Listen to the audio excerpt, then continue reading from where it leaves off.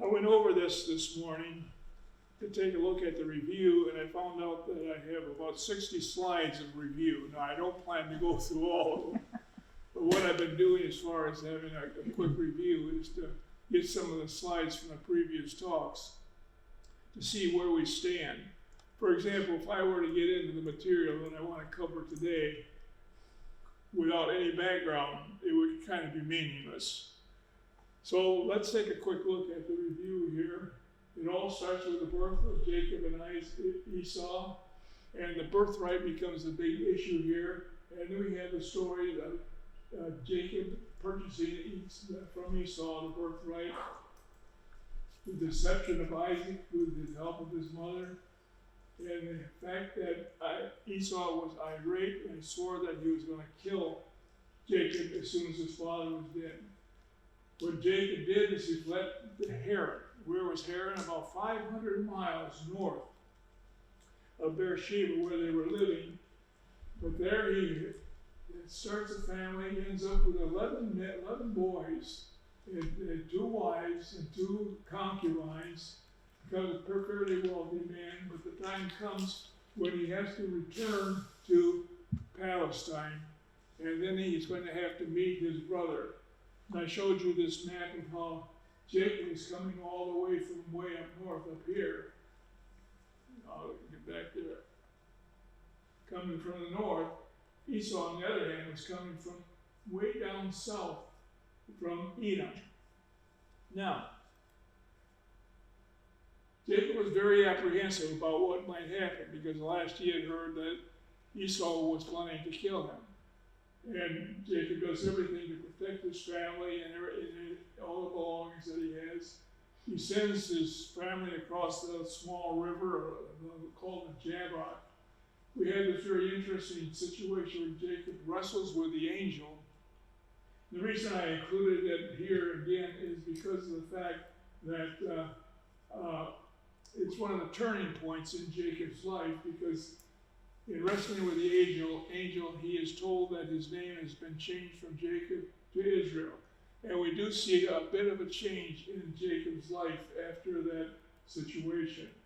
A couple of good pictures of that. Then came the meeting with Esau.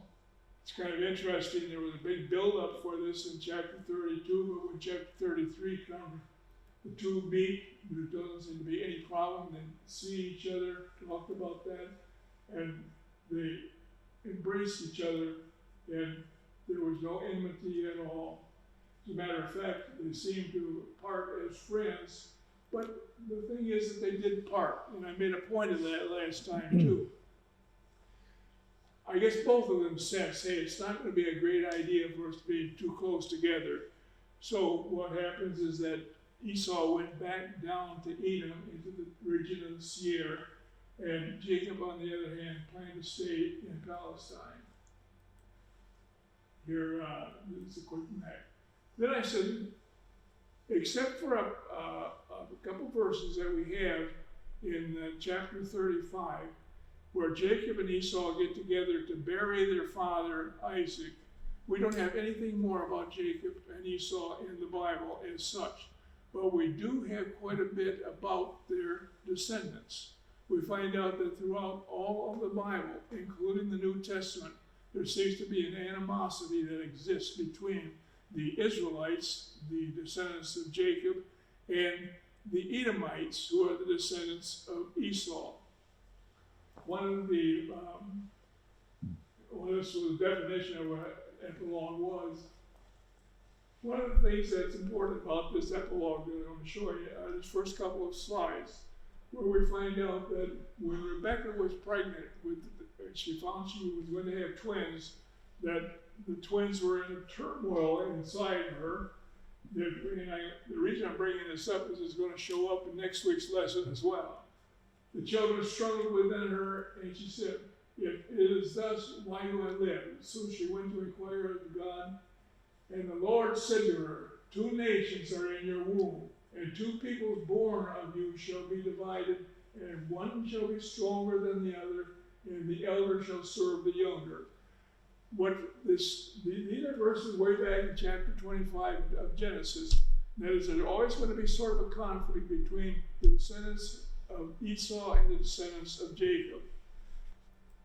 Some of these are outlined rather easily, but not much back of them. What we find is that there's always been a tendency to say, well, we know that we had problems because the Edomites would not let the children of Israel cross their land when they were going from Egypt back to Palestine.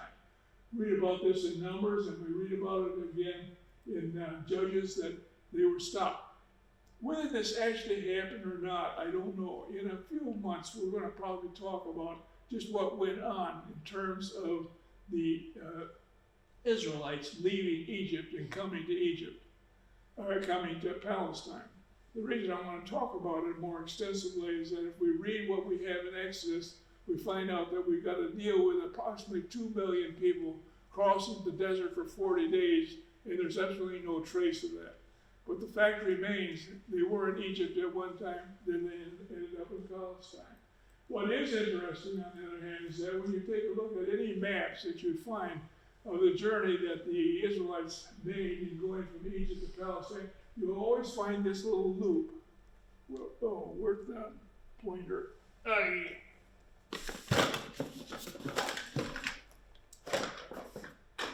don't need this guy. You see that little loop there? You find that in every map. What it is indicating is something that is apparently written in Exodus and partly in Deuteronomy, that the children of Israel, in journeying from Egypt, first went up to Kadesh, found out that they couldn't cross Edom, and had to go all the way down to the Gulf of Aqaba and then bypass Egypt. I just got a couple of other examples of maps showing that same sort of loop, same kind of loop every time. That's about the only thing that we have. Archaeologically, there is no evidence that this actually happened. Then we find that both Saul and David fought battles with Saul and David both fought battles with the Edomites, with the people from Edom. However, if you look at that rather carefully, you find out it's nothing more than some fights that were taking place between neighboring countries. This sort of thing happens throughout history. The Germans and the French have a tendency to do this, for example. What we do find from this map is the extent of David's kingdom. And you notice that Edom is joining Judah here, which is Judea. And it tells a little bit more about it. However, when we get to a little bit further in the Bible, we get to what I term as post-exilic literature. The Israelites were taken into captivity by the Babylonians approximately 500 BC.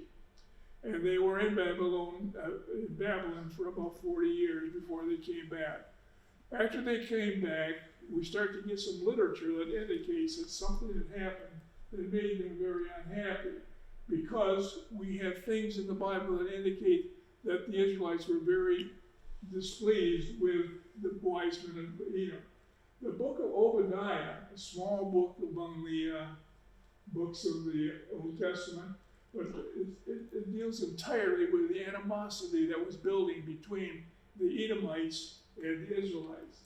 Then we find in several cases in terms of shoes, in terms of the fact that the Israelites are going to cast a shoe at them, indicating that they do not like the Edomites.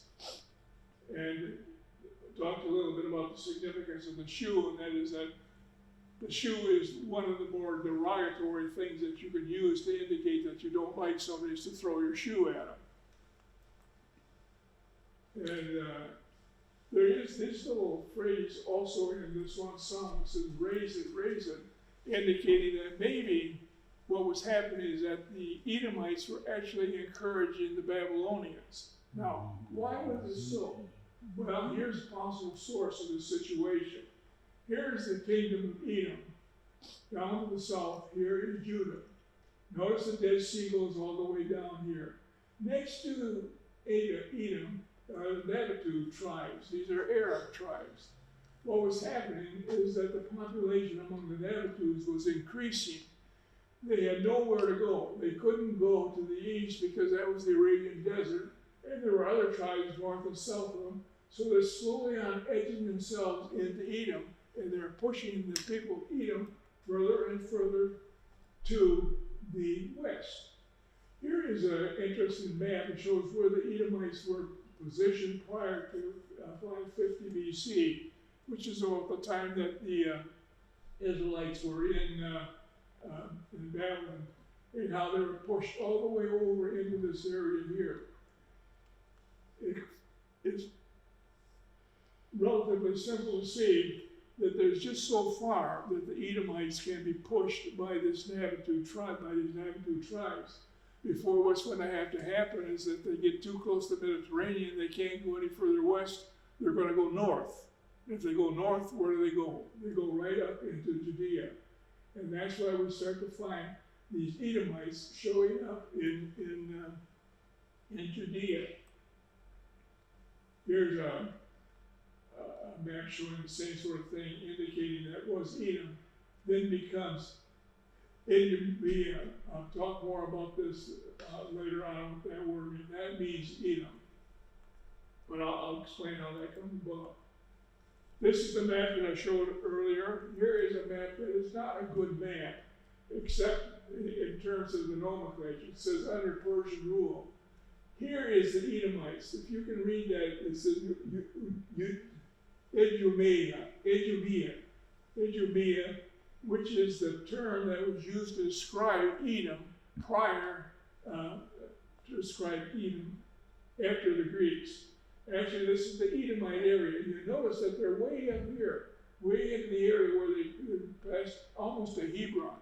And you can see that this would disturb the Israelites. Oh, this is the way you pronounce it. Idzumea. I practiced it, it doesn't make any difference, I still can't say it. Idzumea.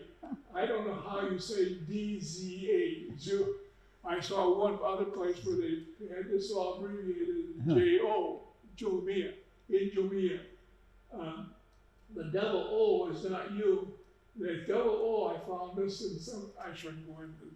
You know where you find a double O? It gives up in the workbook. It's a double O and Jumea. Yes. I'm going to be using that word quite a bit. That's what this is the status. The northern part of Judea was the Israelites, which we now can refer to as the Jews.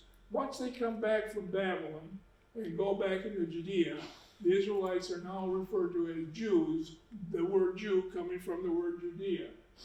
The Edomites are going to be referred to as the Idzumeans. Idzumeans, and I'll show you where that word comes from in just a moment. But one of the reasons this was, I should mention this. Yeah, I found this kind of interesting. If you take a look at those maps that I had before, you've seen that word Petra. And I think most people here would recognize Petra as, Petra as being the source of these very interesting sculptures that they find in the mountains. These were done by the Arabs. They were not done by the Edomites. They were done by the Nabatute tribes. And there's some very, very interesting sculptures. These are temples that are carved in rock. And the size of these, I think, can be shown in this one. See, the girl says, oh, looking at that, I couldn't resist putting those in there. Here's that old picture. There's that other map. And here's that. So, why were the Israelites so upset about this?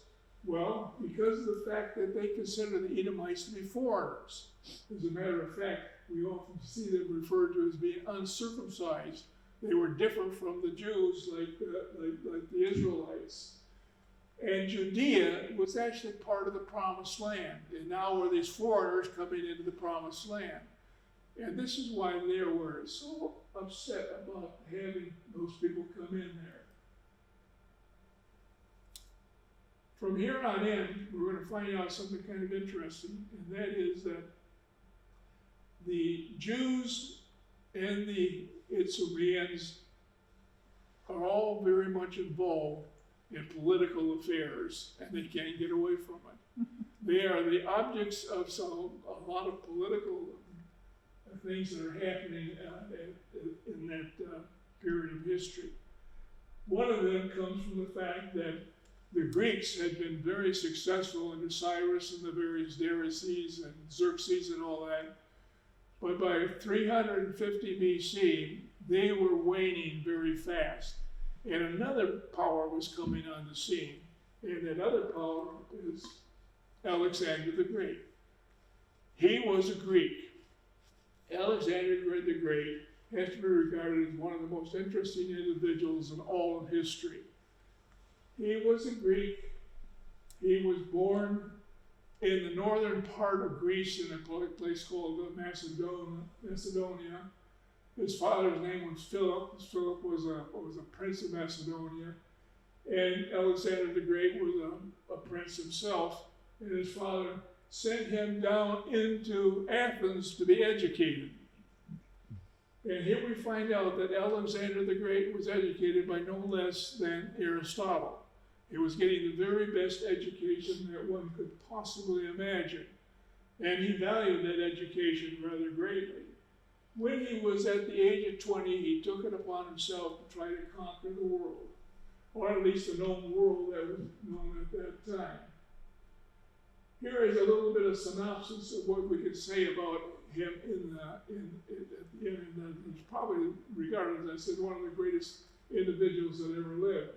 And one of the reasons that he is so important is not only the lands that he conquered, which we can show on this next slide, but the fact that he was so much impressed with what he had learned under Aristotle and in what he had learned in Athens, that he felt that the rest of the world ought to be exposed to the same sort of culture. This was called Hellenization. I looked up that word Hellenization and I could not find a definition. I did find one word that was kind of interesting. There was an ancient Greek word where Hellen meant to imitate. So Hellenization was, in a sense, an idea of imitating. What Alexander the Great wanted to have happen very badly is that the rest of the world would get the same advantages that he had. And he wanted to Hellenize the rest of the world. What happened is that he didn't get a chance to do this because he died when he was only 33 years old. He was a very young man. What he would have done if he'd grown all the way up, we don't really know. But one of the things that Alexander the Great had done that was rather significant is that he had laid plans for the fact of what would happen to his kingdom if anything happened to him. It was to be divided into, I think, 5 different sections. And these 5 sections were going to be headed by each one of his important generals. And each one of these generals was given the task of trying to bring the Greek culture into that part of the world. This was a very interesting period in the history of the world. Here is a map. Let me tell you the fun I had trying to find a map that would show where these 5 different sections were. I couldn't find one because every time I'd find a map, it would be changed. It happened that as soon as Alexander had died, and each of these 5 people had a section that they were to take care of, what do you think they did? They started fighting with each other. And the map kept changing all the time, changing and changing and changing. This is where I came across what I thought was a rather interesting statement, is that there were wars, and many of them, quote, were silly wars. Hard to imagine why they would be considered as important wars. But at any rate, after about 100 years or so, this all got sort of settled down into 3 major regions that were to be Hellenized, 3 major regions that were part of Alexander's Greek Empire, part of the lands that he had conquered. And we want to talk about these regions right now. First of all, there is the region right here around Greece itself. I think this is under the control of Antiochus. Down here is Egypt. Actually, this is under the control of Ptolemy. Ptolemy Ptolemy we think of as Egyptian. Well, there were a lot of Egyptians, a lot of people lived in Egypt called Ptolemy, but they were descendants of a Greek general. And there were the Seleucids. This was a very large area. And it was all under Seleucid. And you notice that the Seleucids go all the way down into Palestine. So the Seleucids were a part of Palestine. This 5-member group that had been set up by Alexander was called the Diadochi. And it was established by Alexander for the purpose of Hellenizing the world. Did they do it? How successful were they? I'm going to give you just a couple of examples how successful they actually were in doing that. In what language should the Old Testament have been written? In Hebrew. What language was it written in? It was written in Greek. It was written in Greek. As a matter of fact, what we find out is that by around 275 BC already, there were so many Jews that had left Palestine and were living in other parts of the world and did not remember Hebrew, but living in those other parts of the world became familiar with Greek. And what happened is that, well, I think I have the traditional story here. What happened is that they formed what was called the Septuagint, which was a Greek translation of the Old Testament, a Greek translation originally of just the Torah. Move up here a little bit of the Torah. This is the traditional story, whether this actually happened or not. This is that King Ptolemy. He was the king. He was an Egyptian king of Ptolemy, that Egyptian area. He had 72 elders. He placed them in 72 chambers. Why? And each one had some representatives from each tribe. And gave them the Hebrew Bible and said, translate it into Greek. Kept them apart from each other. When they were all finished, guess what? They all had translated it exactly the same way. And he had to conclude that this must be the correct translation. I came across something else that I found rather interesting, and that is that in the Dead Sea Scrolls, they found that there were many other languages in which the Torah was being translated into that language. And guess what they were using as the guide? They were using the Septuagint, not the Hebrew Bible, because most of them couldn't read Hebrew, but they could read what was in the Greek. So what we find is that, yeah, the Diadochi was successful in doing this. The word Idumea was a Greek word meaning pertaining to Edom. How they came up with it, I have no idea. But we'll try to use it. What we find happening now that becomes important is what we call the Maccabean War. We're going to be talking about some things that you do not find at all in our Bible.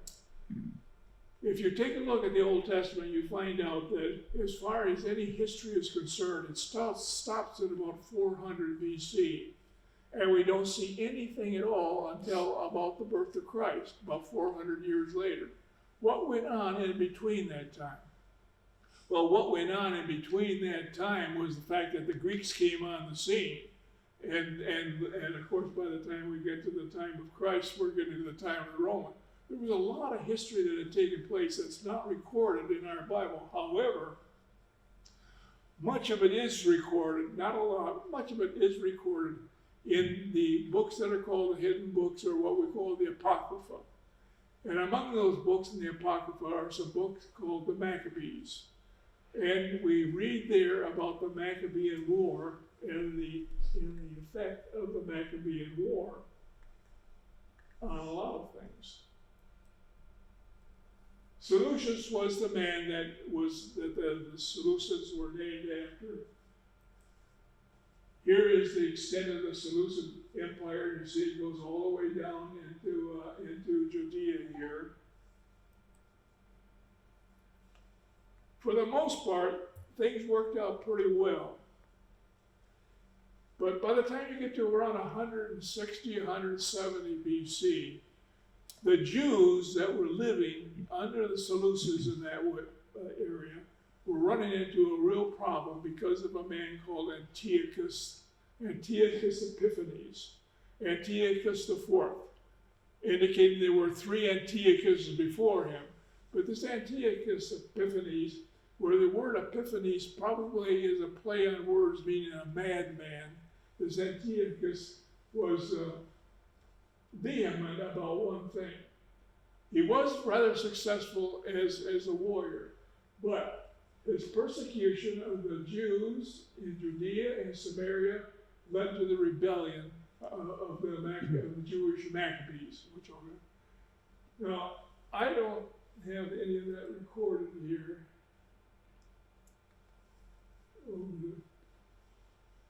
Antiochus decided to side with the Hellenized Jews. Who were the Hellenized Jews? The ones that were no longer following Judaism, but were now become Greeks. In order to consolidate his empire and to strengthen his hold over the region, he outlawed the Jewish religion. It can no longer exist. And any of the traditions kept by the Jews were ordered to be done for the worship of Zeus. This section here, I looked it up. I have a copy of the Apocrypha. You may want to look it up also. It's 12 verses that describe some of the atrocities that this man Antiochus had imposed on the Jews. It was so vivid that I decided I was not going to write some of this at all. This is just a little bit. Harsh and utter grievous was the onslaught of the evil. The rest of the verses you can read for yourself, but it includes throwing babies against the wall and having to make sure that they were dead. I don't want to go further than that. Now, what brought about the Maccabean War? First of all, we have to know a little bit about some of the Jews that were there. Some of the Jews that were there were still following very carefully the things that they had learned in their worship of God. One of these was a man called Mattathias. And it says he killed a Hellenistic Jew. What was that? That was a Jew that had fallen away from the Jewish religion. He killed a Hellenistic Jew who stepped forward to offer sacrifice to an idol in Mattathias' place. Well, Mattathias was a priest, and he had a place where there was worship, a place where there were sacrifices. And along came this Hellenistic Jew, and he offered a sacrifice to an idol there. This Mattathias had 5 sons, and they fled in the wilderness. After Mattathias' death, about 1 year later, 166 BC, his son Judah Maccabee led an army of Jewish dissidents to victory over the Seleucid dynasty in guerrilla warfare, which at first was directed against Hellenized Jews, the Hellenization of Jews, of whom there were many. Now, let's take this apart a little bit. This is 166 BC, and we're told that one of the sons of Mattathias was Judah Maccabee. Well, Maccabee was a word that was given to those books that we have in the Bible, and it was a word that was given to this man, Judah. The word means the hammer. He was so successful as a warrior that he was referred to as Judah the Hammer, and the whole war was referred to as the Maccabean War. This is what we find in the first chapter, in the first verses of chapter 2 of 1 Maccabees. In those days, Mattathias, son of John, son of Simeon, a priest, and this gives the part of the priesthood that he was a part of.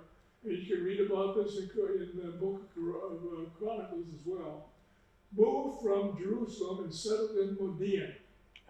He saw the blasphemies being committed by Judah in Jerusalem, and said, "Alas, why was I born to see this? The ruin of my people, the ruin of the holy city, and to dwell there when it was given over to the enemy.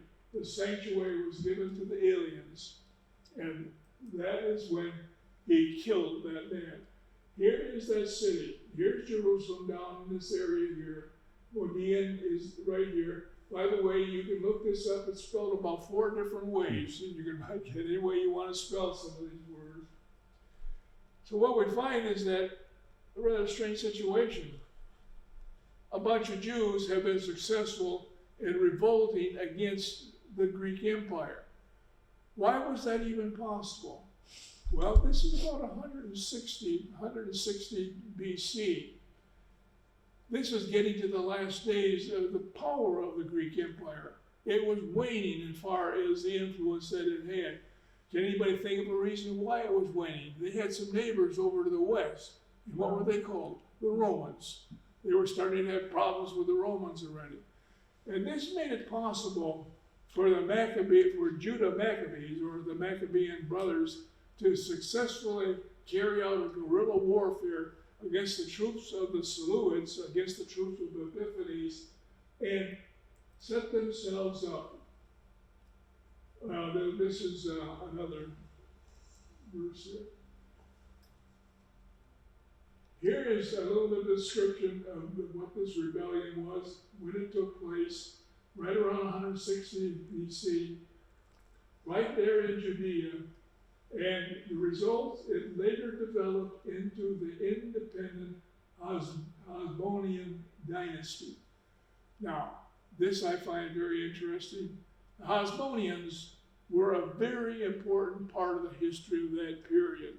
As a matter of fact, the word dynasty indicates that they actually were a royalty. They were a royal family at one time. Do you know how much we have about the Hasmoneans in the Bible? Nothing. Absolutely nothing. They were gone from the scene by the time we get to the time of the New Testament.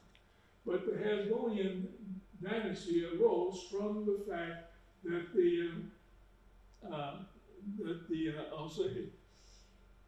that these Jews had been successful, these Israelites had been successful against the Seleucids. Then we have to deal with the fact that those were the Jews. What about the southern part of Judea? Who was living there? Well, people living there were these Idumeans, these descendants of Esau, these Edomites. They were living down in that southern part. Did they ever get involved in this whole thing? Well, we find out that Hyrcanus, one of these people that were part of that Hasmonean dynasty, actually did conquer Idumea, known as Edom, and he forced some of the Idumeans to convert to Judaism. In other words, way back then, we find that what? These Jews now had some domination over the Idumeans.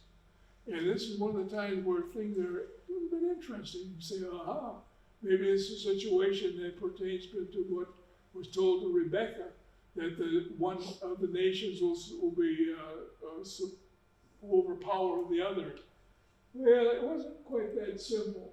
The Maccabees destroyed altars, and they just went through the whole place. And they got the word Maccabees, as I said, from the word hammer.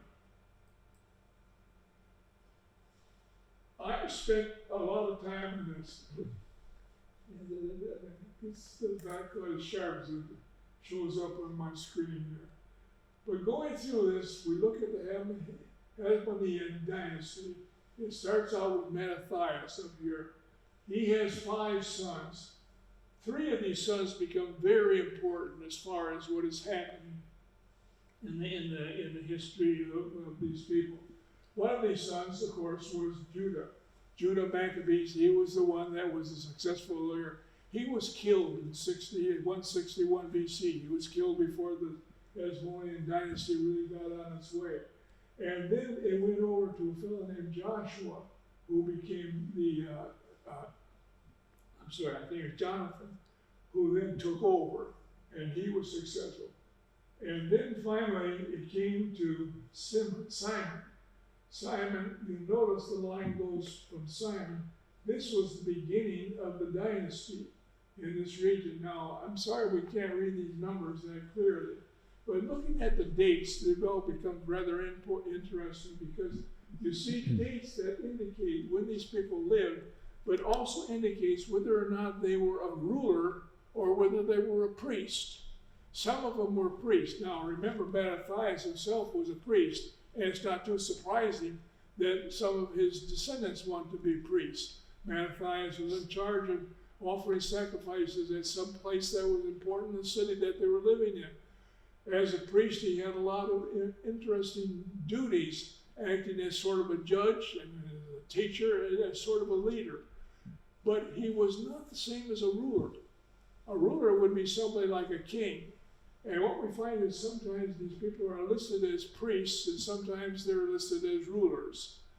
If we go through this rather carefully, hold my time away. If we go through this rather carefully, what we find out is that we can follow the rulers all the way down to this point here, where all of a sudden they drop away. You get to a period where around 64 BC, we don't see anything more of rulers. Then all of a sudden a ruler shows up here around 40 BC, about 20 years later. There was a big gap here between the rulers of the Hasmoneans during one period and another period. Well, that 64 BC ought to be a little bit of a clue as to what was happening here. I don't think I have that map. What was happening 64 BC was when Pompey, the great Roman general, landed in Palestine. In 63 BC, he actually moved into Jerusalem and took Jerusalem as part of the Roman Empire. What control did the Hasmoneans have of ruling themselves as rulers with the Romans? None. Romans said, no more kings. You may have your priests, but no more kings. And so all of a sudden there was a drop in having any rulers or having any kings among the Hasmoneans, because from here on in, what we find is that Judea is under the control of the Romans. The Romans will assign a procurator to be governing that whole area. They were, and this lasts all the way through the life of Christ, and even later on, that we find that the Romans had control of Palestine. Therefore, the Romans had control of the Jews that were in Judea. Why this one ruler shows up again at 40 BC is a very interesting question to answer.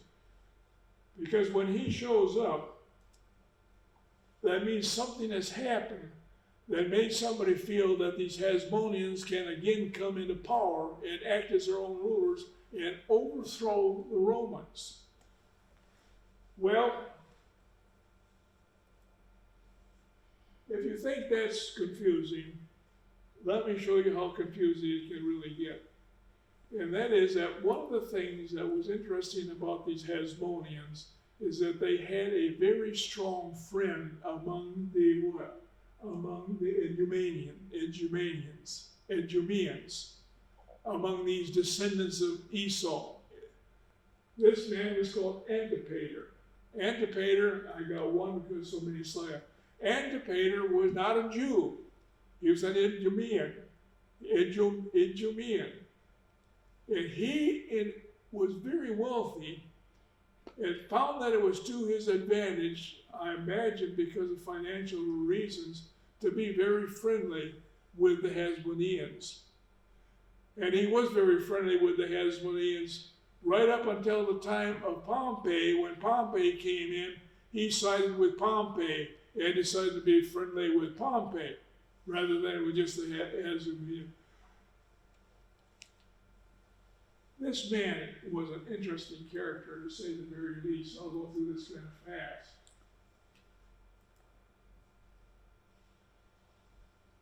I'll get to some of it a little later. Well, I'm skipping a whole bunch of slides here. Let me tell you what happened here. What was happening is that things were changing very much in Rome. Rome had been a very successful nation for a long time, but they had done so by not having any kings or any emperors or anything like that. They ruled as a republic. They had senators. They had people that either were elected to represent them or people that appointed themselves to act as the rulers.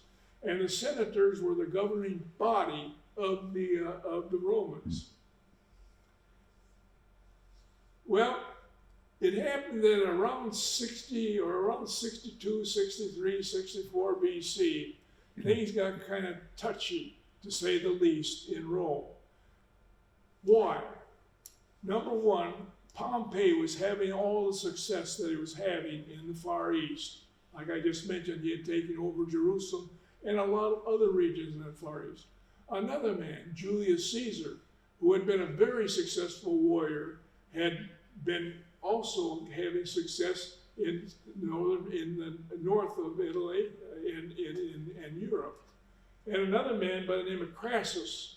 Crassus was the wealthiest man in Rome at that time, but he also was a successful warrior, and he had some success against a group of people called the Parthians. The Parthians, again, are a group of people that are important in this story, but do not show in our Bible. And what the Roman Senate decided to do is not appoint any one of these as the ruler, but to form a triumvirate and let the three of them rule together. Now, this was very clever thinking on their part, because with a triumvirate, there's no real easy way in which one of these men would suddenly become the sole leader. Why could they depend on it? Because all three of them had such strong egos that if one of them said, I'd like to be the leader, why don't you join with me? The other guy would say, no, why not me? And as long as that triumvirate was dealing with these egos like that, it worked pretty well. As a matter of fact, it worked not so badly from another standpoint, that Pompey and Julius Caesar knew each other in another way. Not only were they fellow warriors, but Julius Caesar had a daughter named Julia, and Julia was married to Pompey. Now, actually, Julia was only 16 when she married, and Pompey must have been around 50. But Julia was married to Pompey, so actually Pompey was Julius Caesar's son-in-law. So two members of this triumvirate were actually related by marriage in that fashion.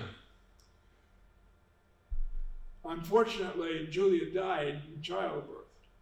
And there seemed to be a little bit of a rift that started to develop between Julius Caesar and Pompey. And then to make matters worse, this triumvirate was established in 60 BC. In 53 BC, Crassus, this man who fought against the Parthians, was fighting against the Parthians, and he was killed. And all of a sudden we find a situation of the three men of the triumvirate, there are only two left. And both of them have very strong egos, Pompey and Julius Caesar.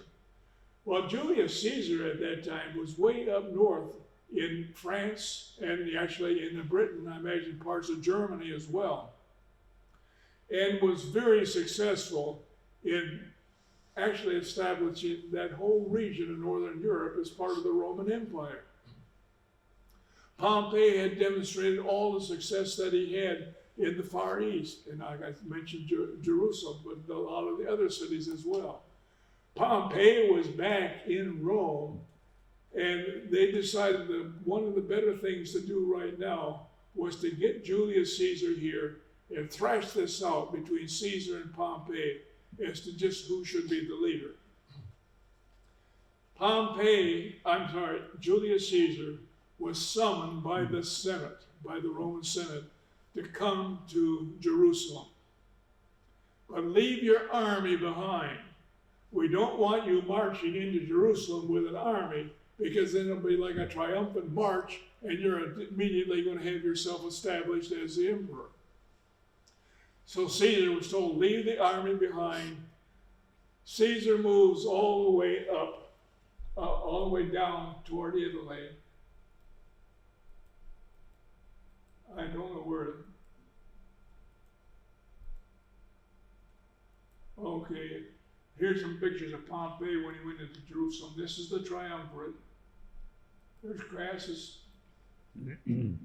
Goes all the way down into the northern part of Italy, and this next slide shows there was a river here that acted as sort of a division between Europe and Italy, the Rubicon. Caesar marches his whole army up to the Rubicon and stops there. And then he announces to people, I have crossed the Rubicon with his army. And in so doing, he essentially declared civil war against Pompey. And a civil war did ensue. And this would have been, actually, the crossing of the Rubicon took place, I think, in 49 BC. I'm not that good on dates. It's 49 BC. And the civil war between Pompey and Caesar took place all through the Mediterranean area. As a matter of fact, Pompey got out of Rome. Caesar, with his army, chased Pompey and his army. And they ended up way in Greece in a place called Pharsalia. And Caesar's army defeated Pompey's army. But Pompey was able to escape and made his way down to Alexandria, which was down in Egypt. This was the Battle of Pharsalia, where here's the Rubicon. This is where Caesar first came. Then he chased Pompey all the way to Pharsalia. Then Pharsalia went all the way down here to Alexandria. What happened then is that Caesar decided to follow him. And Caesar followed Pompey down to Alexandria. And now the story starts to get complicated. I gotta get closer. Because when Caesar got there, well, do I need to say more? He met Cleopatra. That changed things rather dramatically.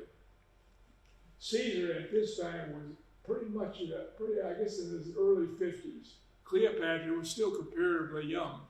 At any rate, he made acquaintance with Cleopatra and actually started to help Cleopatra out with some problems that she had. Cleopatra was a Ptolemy. She was a part of, and her brother and Cleopatra and her brother were in sort of a war as to who was in control. Was it going to be Cleopatra or her brother Ptolemy? And this is called the Nile War.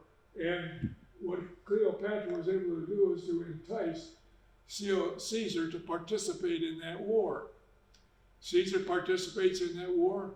Now, I guess he was aware of the fact that Pompey was still alive and Pompey was on the other side. And guess what's going to happen?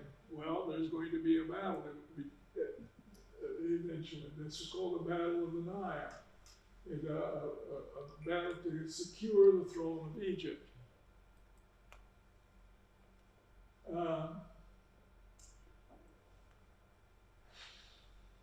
I can't find all the details on this. I imagine next week I'll tell you a little bit about Josephus and tell you about how we know about some of these things actually to be a fact. But apparently what had happened during the course of that war, Caesar got himself entrapped somewhere in Alexandria. And he could very likely have met his end, except for the fact that people came to his rescue. And one of the people that came to his rescue was this Antipater. Remember the guy I told you, the Edomanian, that had worked with the Hasmoneans? And Edomanian came down to, well, why did Antipater do that? Well, we saw that Antipater went from the Hasmoneans to Pompey when Pompey was in power. When Pompey was defeated by Caesar, guess who Antipater decides to side with? Caesar. He decides, hey, I'm going to work with Caesar. And so he joins up with another man, a guy who was from the region of Pontus, which we'll get to in a moment. And they rescued Caesar. And in a final battle, it was fought on the west side of the river. Caesar was victorious, and Pompey was drowned while attempting to cross the river.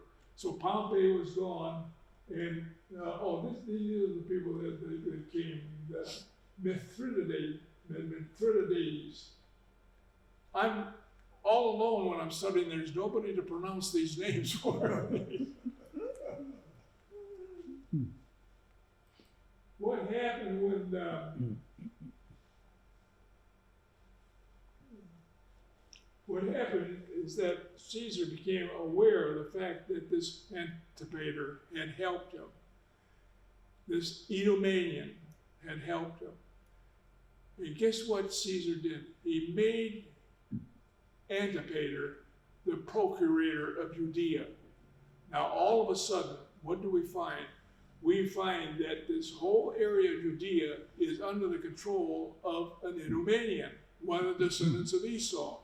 All of a sudden, the power had been on the side of the Jews with the Hasmoneans. Now, all of a sudden, the power is with the Idumeans, with Antipater being the control. Antipater had an interesting family. He had sons. Two of the sons he immediately made governors of part of Judea. One of them was made governor of the region around Jerusalem, and the other was made governor up in Galilee. These two men were made governors of parts of Judea. So what you find then is that the Idumeans were in a real sense of some real power in having control over that whole that whole area of Judea.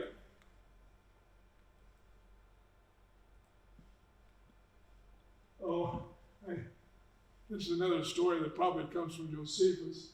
Namely, when Pompey was dead, somebody cut off his head, and they brought it to Caesar thinking they would get a lot of thanks.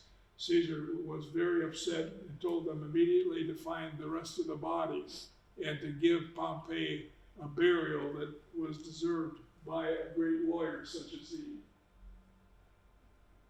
If you go back to this map, you'll see something else I think is kind of interesting. I've got to get up closer.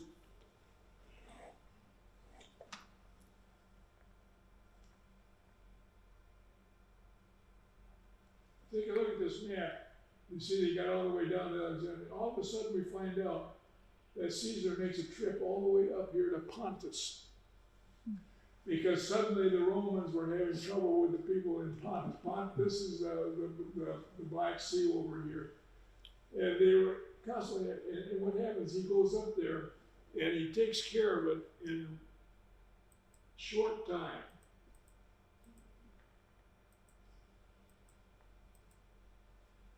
And that is what brought about something I'm sure you'd heard before.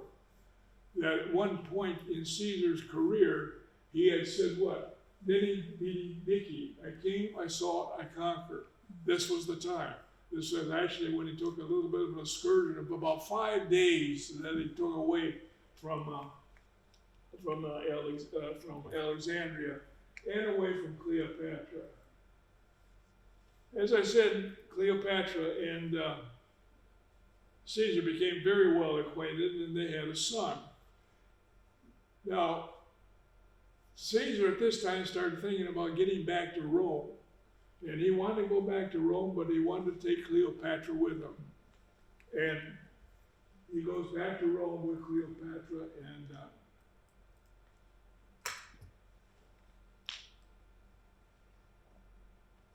when he's in Rome, he finds he is welcomed for all the successes that he's had, but he's also looked down upon for a very interesting reason. The Romans were somewhat straight-laced about the idea of Caesar having a wife and a family and then bringing this girl along with another family. But at any rate, they were interested enough in the success that he had that they allowed him to declare himself as dictator. But he went one step further. Dictator for life. Dictator for life. So what we find is that the Roman Senate is in a situation where they have to deal with the fact that here's a man that we want as our dictator, but we have not had anybody for life. What was the solution to that? They killed him. And Caesar was assassinated. Now I see that my time is up here, and we'll be picking this up next week at this point. We find that these Roman senators decide that it's dangerous to have a situation with somebody as well as an emperor for life, and they killed Caesar. Is there a lot more to the story? Yes. Next week, what we'll take a look at is what happens now when the Romans have to decide what to do with Caesar dead.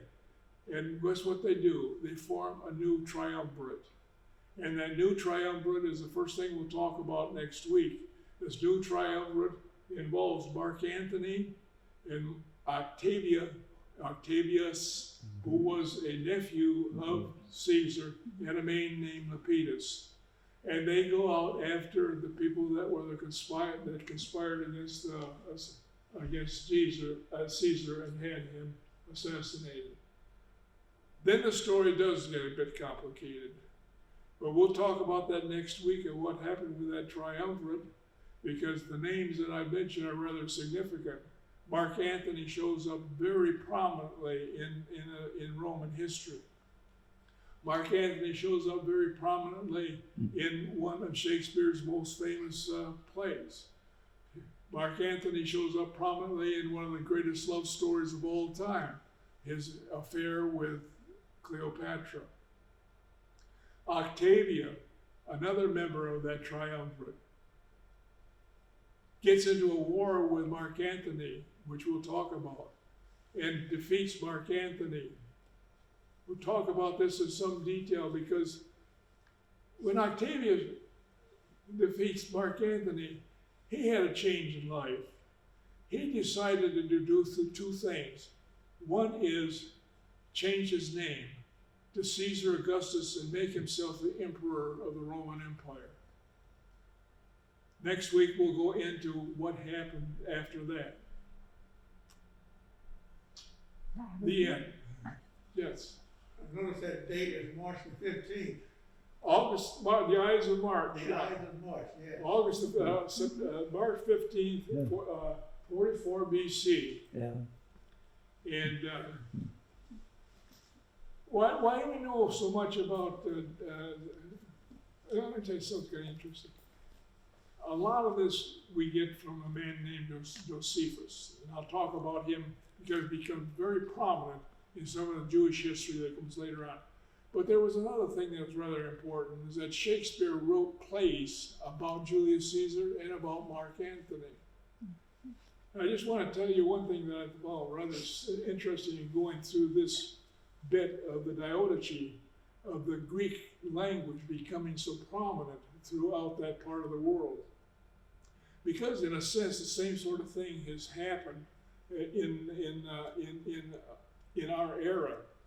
I was at an international meeting in New York City some years ago, when I first got into this business, and we had a man give a speech. I think he was French, I'm not sure, but he said that, don't worry, it won't be in French, I'll do it in the international language of English. You know what that is? Broken English. And everybody understood broken English. One of the reasons that people can understand English in almost any part of the world is because it is a language that is somewhat stabilized and has not moved that much. And there are two reasons for the stabilization of the English language. One of them is William Shakespeare. Can you think of the other?